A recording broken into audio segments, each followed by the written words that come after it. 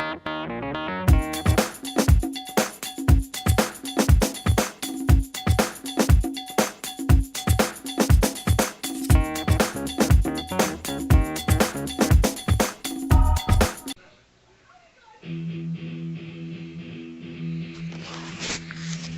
going, guys? Bobbyooch from Throttle Junkyz. Today we're going to be working on dyeing the chassis of your slash. It doesn't have to be a slash, it's just what happens to be what I'm working on today. So basically what you want to do is you want to turn this into that.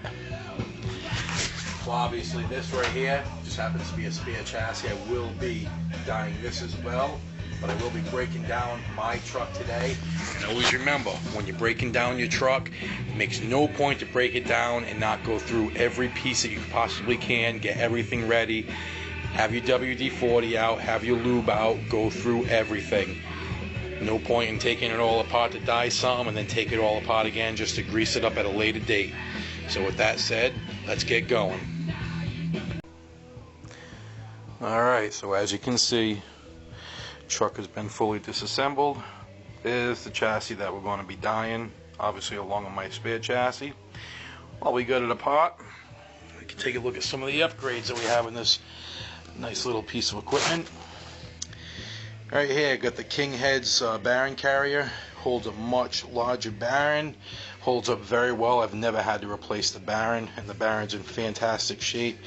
It's a big boy, holds up well. Also here we have the aluminum skid plate for under the servo.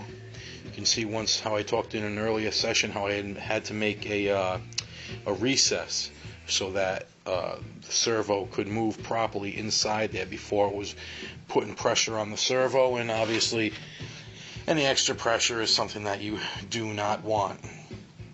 So anyways, besides that, I'm also running a Novak extra large cooling fan over the speed control, and besides that, it's about ready to get going. One more little thing: the center diff. No matter whether you're running a center diff, no center diff, whatever. The spline that goes into your shaft.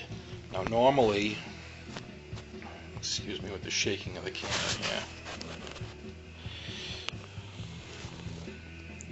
here. Okay, normally with the shaft goes in and it slides, okay? The only problem is that without this spring that I put on it,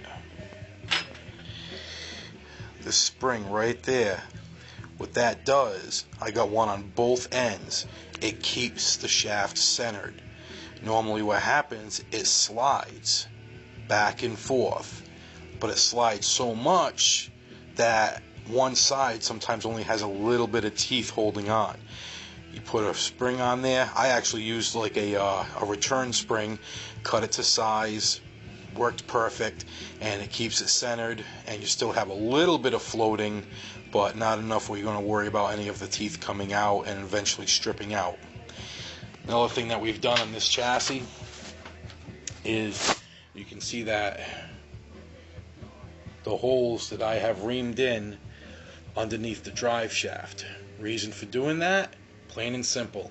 No matter what you do, dirt is going to get into this recess. They can make whatever they want, every upgrade, all these silicone modifications I've been seeing people doing. Let me tell you something right now. They don't work. Dirt is going to find its way in. The only way you can defeat this battle is to let the dirt back out. When you make dirt harder to get back in, and it's still getting in, all you're doing is make the dirt easier to stay in and harder to get out. So why not just let the dirt get out? I do not run a top cover on this, and like I said, the recess holes allows the dirt to come out of the recess where your drive shaft carrier is. So with that said, I'm going to take these things upstairs, wash them down, get ready for dyeing. Alright, so we got some nice hot water in there. Got the two chassis and some wheels I'm going to be dyeing. This is the dye that I'm using. Royal Blue. It is a liquid dye. I've been seeing everyone use the powder. When I went to get the dye, they didn't have powder. They had the liquid, so you know what? That's what we're trying today. Going to add it, and then we'll start moving it around a little bit. Half the bottle should be plenty. I have, in fact, watched a few of these on YouTube that some people are doing, and one of the ones that came out the best, he kept adding hot water throughout the cycle, and that's exactly what I plan on doing. I have another pot of water boiling right now, and as the pots get done, I'm just going to keep dumping them in. The more hot water he added, the finish just came out so nice on it, and that's the type of finish I'm looking for. You can already see at the base of the wheels, you can see the blue, so we're definitely just going to sit here. It says it takes roughly about an hour, so I'm going to keep steering. Every time I add water, I'll do a little more filming, keep it updating, and you guys eventually going to see a finished product that we're going to hope comes out really well. Alright, so I just added another pan of boiling water.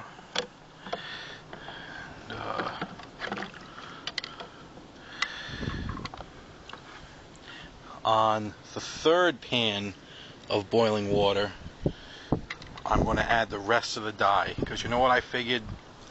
Number one, the dye costs about $2.97, so it's not like it's really going to be a lot of money. And number two is that I really want this to come out really good, so might as well use all the dye that I can to try and get a good finish on it. So we'll see you at the next gallon. Alright, so I just added another thing of boiling water, and as you can see, you can already see the blue tint coming on the chassis, and we still got 45 minutes to go. So the wheels are starting to take their color. This guy right here should be flipped over. There we go. Make sure they get the most color. Alright, so see you soon.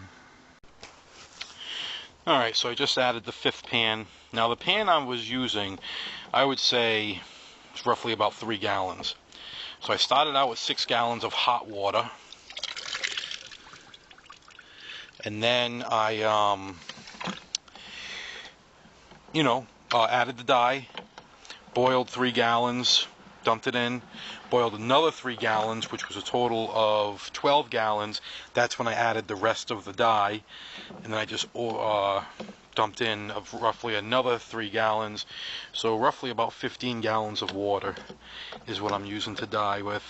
Like I said, we ended up using the whole bottle, and got about another half hour for this stuff to sit there, but you can already see the drastic difference. Fully dyeing very well. Even the chassis itself is getting a really, really nice tint to it. You can see how much. So, nice little mod, you know, something to attract the eyes. And so we're going to let it sit here for roughly about another half hour, and we'll see you then.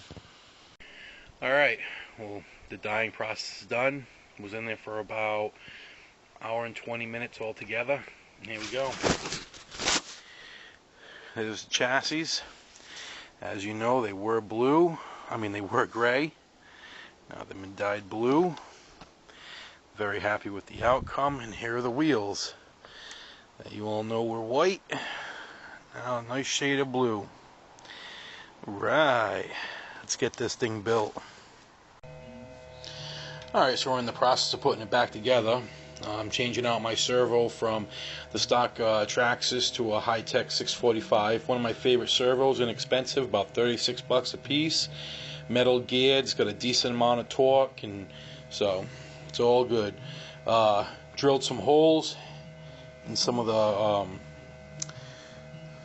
chassis here, that way I could run the wire underneath, so once I run the radio box, it'll all be nice and tucked under, and won't have no floppy wires, you know, looking like an amateur out there. Alright, well, once I changed over the servo to the high-tech 645, I noticed I needed to make another recess under the skid plate. This was the old recess for the pitman arm. This is for the arm coming straight off of the servo. So I had to make those recesses, and that way nothing binds. And going to install it back on. Everything will be all set. All right, as you can see,